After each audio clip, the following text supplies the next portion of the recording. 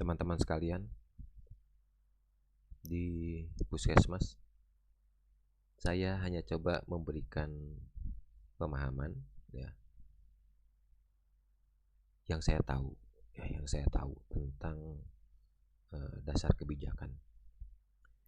Di sini ada 1.2.2. Ini berarti bicara bab 1, kepemimpinan dan manajemen puskesmas pada standar tata kelola. Ya, di kriteria 2-nya bicara tentang bagaimana membuat kebijakan, pedoman panduan, prosedur, dan kerangka acuan yang memang nanti menjadi dasar dokumen regulasi teman-teman ya. Karena prinsipnya adalah tulis yang akan Anda kerjakan dan kerjakan yang Anda tulis, kan larinya ke situ ya. Nah, di pokok pikiran ya, bunyi tentang pedoman tata naskah puskesmas. Berarti puskesmas membuat surat keputusan tentang pedoman tata naskah. Dasar kebijakannya adalah kita lihat di pokok pikiran berikutnya ya, di sini ya. Di sini penyusunan pedoman tata naskah puskesmas dapat merujuk, sekali lagi, dapat merujuk pada kebijakan masing-masing daerah. Jadi karena kita puskesmas berarti kita kan ada di kabupaten kota ya. Berarti lihat di kebijakan kabupaten kotanya apakah ada peraturan tentang tata naskah atau tidak ya. Dan berarti selain kebijakan tersebut bisa menggunakan kebijakan yang lain ya, sesuai dengan ketentuan peraturan perundang-undangan terkait tata naskah dinas. Jadi terkait tata naskah dinas. Karena apa? Karena kadang-kadang kita bicara juga ada sesuatu yang sifatnya mandatori, ada sesuatu yang sifatnya spesifikasi khas ya. Jadi bisa saja sesuatu tidak diatur di dalam peraturan bupati wali kota, tapi bisa saja itu diambil dari suatu kebijakan yang sifatnya sangat teknis ya. Bisa saja dari undang-undang praktek kedokteran, kebidanan, keperawatan, kefarmasian yang mungkin secara teknis tidak diatur dalam administrasi perkantoran atau administrasi pemerintahan gitu ya. Karena sifatnya keprofesian ya. Nah, dari sini dari 1.2.2 ya, kita lihat bagaimana menyikapi kalau memang ada peraturan kebijakan di daerah ya. Contohnya ini ya.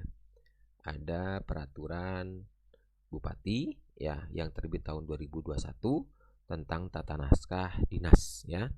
Di sini adalah tata naskah dinas yang menggantikan tata naskah tahun 2010 ya, 2010 berarti 11 tahun yang lalu ya, dari 2021 ini ya. Nah, di sini dasar pergantiannya adalah terlihat di poin B. Di poin B bicara tentang perkembangan teknologi dalam penyelenggaraan administrasi gitu ya. Jadi kalau kita melihat bahwa ternyata ya di 2012 muncul transaksi sistem dan transaksi elektronik gitu ya. Jadi ini mungkin salah satu yang harus disikapi oleh pemerintah daerah ya, menyikapi bagaimana kebijakan-kebijakan administrasi dan terkait dengan transaksi elektronik atau sistem elektroniknya ya. Kemudian kita lihat di bab 10-nya ada Permendagri tata naskah tahun 2009 yang mungkin dulu awalnya menggunakan ini nih ya. Kemudian di nomor 11-nya juga ada tata naskah, pedoman tata naskah ya. Malah ini disebutnya pedoman ya, jadi harus dipedomani ya untuk instansi pemerintah. Jadi harus dipedomani untuk instansi pemerintah ya. Tahun 2012 nomor 80 gitu ya.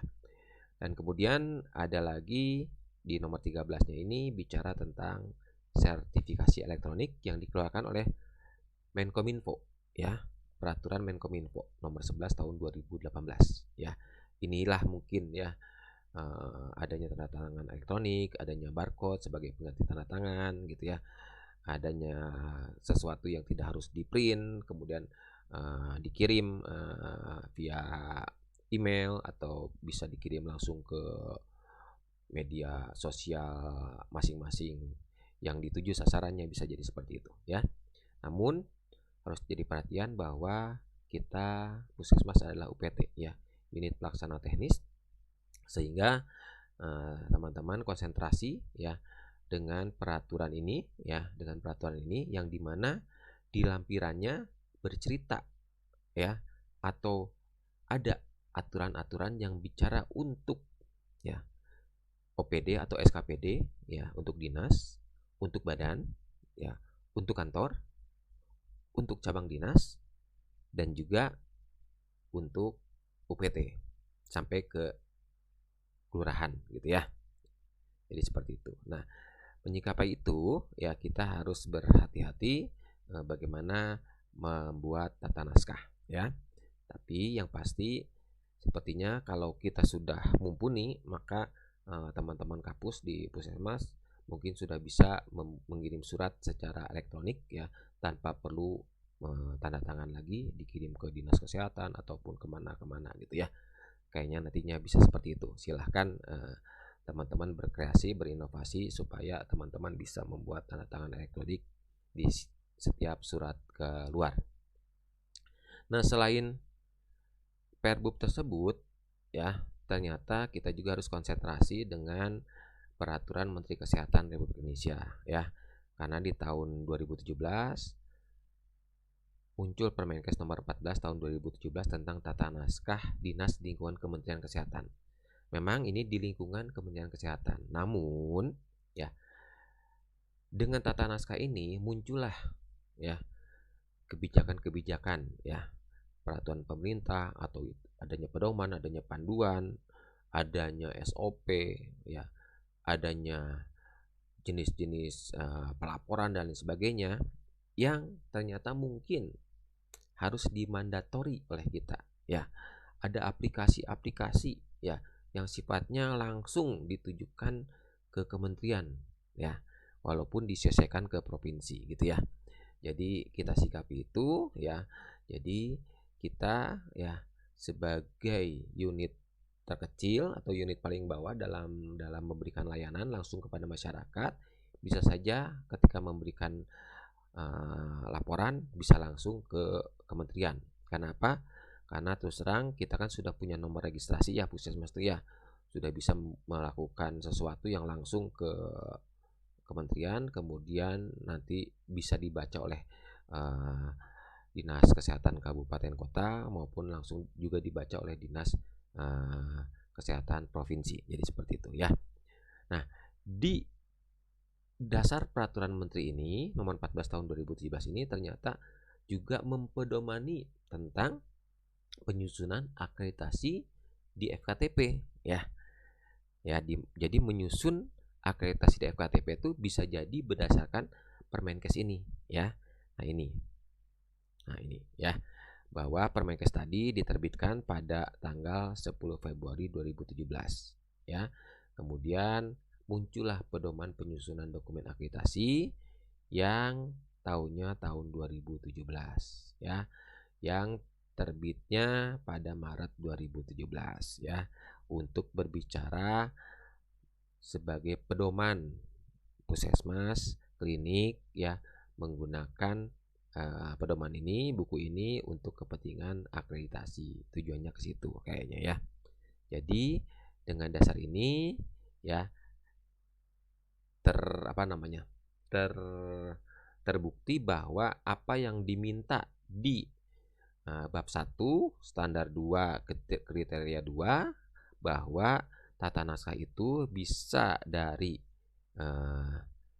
kebijakan daerah dan kebijakan pusat mungkin begitu, atau mengambil salah satunya. Jadi seperti itu. Tadi jelas ya, di pokok pikirannya muncul seperti itu. Oke. Nah, kemudian di pedoman penyusunan akreditasi ini teman-teman bisa lihat ya bahwa ternyata salah satunya contohnya ya tentang standar prosedur operasional atau SPO, atau orang-orang kita juga menyebutnya standar operasional prosedur seperti itu ya. Ternyata ketika bicara SPO ini ada yang sifatnya dari institusi, ya ada SOP atau SPO yang sifatnya administrasi pemerintahan, ya. Tapi juga ada SOP atau SPO yang sifatnya perorangan atau sebagai profesi, ya. Seperti yang digunakan dalam Undang-Undang Praktek Kedokteran. Mungkin juga digunakan di undang-undang kesehatan lainnya, ya, yang bersifat perorangan atau profesi. Mungkin di kebidanan, undang-undang kebidanan, undang-undang keperawatan, peraturan pemerintah tentang tenaga teknis kefarmasian seperti itu ya, tenaga kefarmasian ya, bisa jadi seperti itu. Mungkin ada SOP-SOP yang dikeluarkan berdasarkan peraturan Menteri Kesehatan yang mengatur tentang bagaimana ketika suatu kajian ya kemudian didiagnosa, kemudian dilakukan tindakan ya seperti itu. Sehingga dengan kita melakukan kajian, kita menentukan diagnosa, kemudian kita melakukan tindakan. Nah, di situ kan ada operasional prosedur yang harus kita lakukan ya. Nah, jadi ketika bicara seperti itu, teman-teman melihat atau coba buka Permenkes nomor 5 tahun 2014 tentang panduan praktek dokter di layanan primer ya gitu ya, di puskesmas seperti itu. Di situ kan bicara tentang 145 penyakit yang jelas kajiannya seperti apa, diagnosanya seperti apa, kemudian harus ada penunjangnya, mungkin kalau memang untuk menegakkan diagnosa, kemudian dilakukan tindakannya. Jadi ICD-10-nya jalan, ICD-9-nya jalan. Dan ini harus disikapi oleh Fasiankes, baik di Fasiankes primer maupun Fasiankes tingkat lanjut gitu ya. Nah, dengan dasar ini jadi ketika teman-teman menyikapinya, maka yang harus jadi perhatian adalah ini, format SOP ya. Format SOP, di mana format SOP itu harus seragam. Jadi kita mau menggunakan yang mana gitu ya, harus seragam. Dasarnya menggunakan yang mana ya. Namun teman-teman bisa lihat di sini di poin B-nya ya. Jika belum terdapat, sekali lagi, jika belum terdapat format baku SOP berdasarkan Perda. Jadi berdasarkan Perda ini misalnya ketika bicara tentang SOP-nya bidang kesehatan. Nah, SOP-nya rumah sakit ketika bicara SOP-nya seperti apa untuk profesi ya. Karena belum ada, maka silahkan dapat mengacu kepada Permenpan nomor 35 2012 tentang standar prosedur operasional administrasi pemerintahan ya, atau kita menggunakan contoh format yang ada di buku pedoman penyusunan dokumen ini. Karena buku pedoman penyusunan dokumen yang kita buat ini dikeluarkan oleh Kementerian Kesehatan yang tata naskahnya jelas ada Permenkesnya gitu ya. Jadi langkahnya seperti itu ya. Jadi nanti ketika teman-teman harus membuat surat keputusan tentang tata naskah dinas di puskesmas A, B, atau C di kecamatan X, Y, Z ya, menimbangnya ya silahkan teman-teman gunakan ya di mana teman-teman berada ya, gunakan aturan mainnya. Kenapa? Karena kalau kita ada di Kabupaten A, Kabupaten B, di kota A, di kota B, di situ kan diatur ya tentang tata naskah dinas.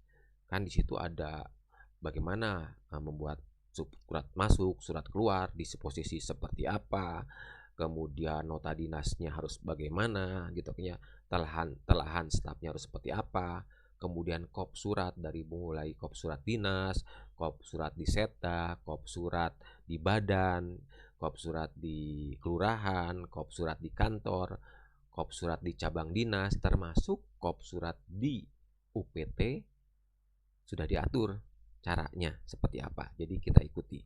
Namun sesuatu yang belum diatur, yang tidak ada di situ, kita gunakan peraturan perundangan yang lain gitu ya. Apalagi tadi menyangkut masalah SOP yang ternyata eh, itu masalahnya masalah perorangan atau profesi, jadi mungkin harus melihat kepada undang-undang yang mengatur tentang profesi-profesi tersebut ya. Jadi silahkan menimbangnya seperti apa, kemudian mengingatnya ya, mengingatnya juga teman-teman perhatikan ya.